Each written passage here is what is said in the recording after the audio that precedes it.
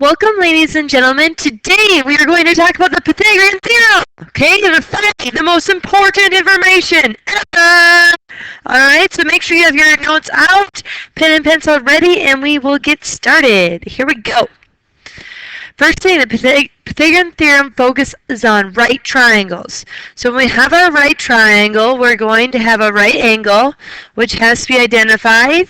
Okay, we have two legs, and then we have the hypotenuse. All right. Now the equation for Pythagorean theorem is this. Leg squared plus leg squared equals the hypotenuse squared.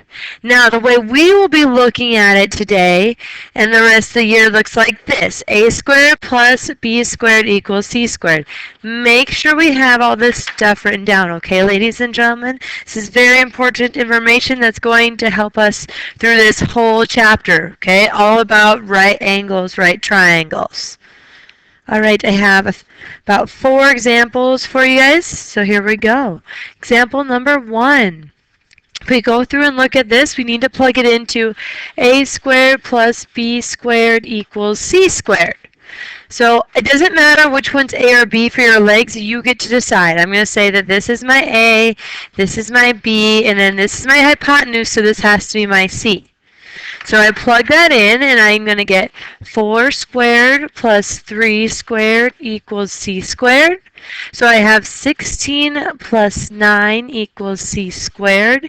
16 plus 9 is 25 c squared. Now, to get rid of this squared, we have to take the square root of both sides. Those cancel out.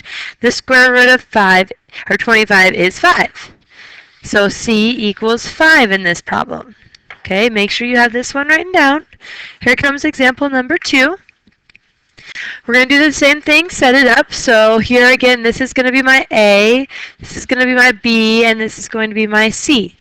So I have a squared plus b squared equals c squared. My a squared, so I have 6 squared plus 10 squared equals x squared. So 36 plus 100 equals x squared. 136 equals x squared. Now here we have to take the square root of both sides. So those are going to cancel. Now the square root of 36 can be broken down. So we want these as perfect squares. 4 goes into 136. 4 times 34. So my answer is going to be 2 times the square root of 34 equals x. And I'll leave my answer just like that as perfect squares. All right? Moving on, example number 3. So we have the same idea here. 8 is going to be my A, X is going to be my B, and 15 is going to be my C. So we're changing this a little bit. X isn't C anymore. So I have 8 squared plus X squared equals 15 squared. So 64 plus X squared equals 225 minus 64 on both sides because I have to get my X squared by itself. Those cancel. X squared equals 161. Now to get rid of this square, I have to take the square root.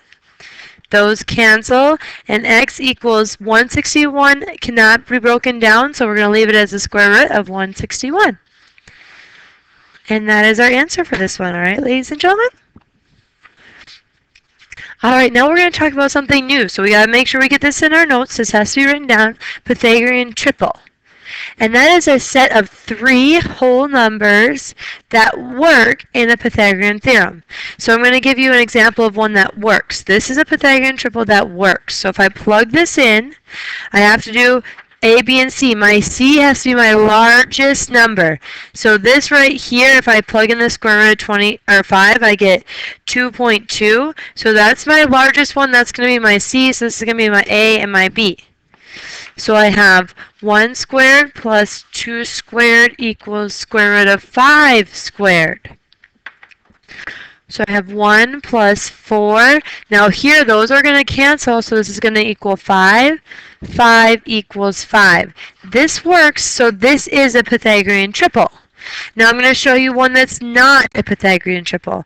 This set of numbers is not a Pythagorean triple. We're going to plug it in and see why. So this will be A, B, and C. So if I plug this in, 4 squared plus 4 squared equals 16 squared.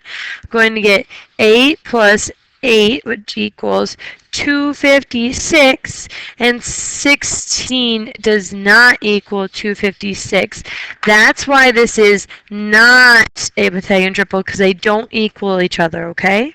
In order for it to be a Pythagorean triple, they have to equal each other. Alright, I have this one last example for you and we'll be done for the day. We need to find an area of a triangle. Now if you forgot how to find area, area equals base times height divided by 2.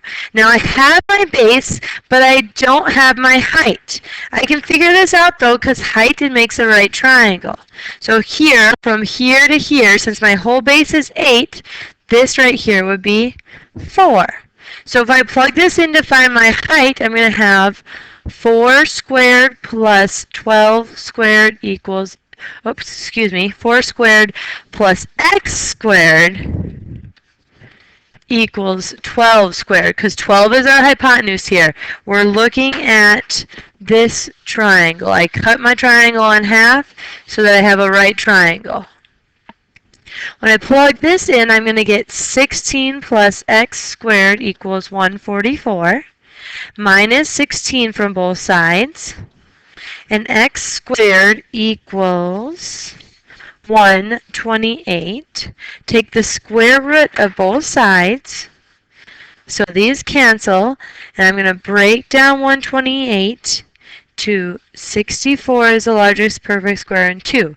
So x equals 8 square roots of 2. That's the first thing we need to find. That's our height. So my height is 8 square roots of 2. Now that I know my height and my base, I can plug it into my area formula. So here we go. Area equals base, which is 8, times my height, which is 8 square roots of 2, all over 2. So area equals 8 times 8 is 64, square roots of 2, all over 2. Now I can simplify this part right here because I can take 2 goes into 64. So area is going to equal 32 square roots of 2. And then my label, since we have inches here, it's going to be inches, and since it's area squared. There's our answer. Alright, that is all I have for you today. I hope you have a wonderful, fabulous day, and I will be seeing you soon. Alright, have a good one. Bye.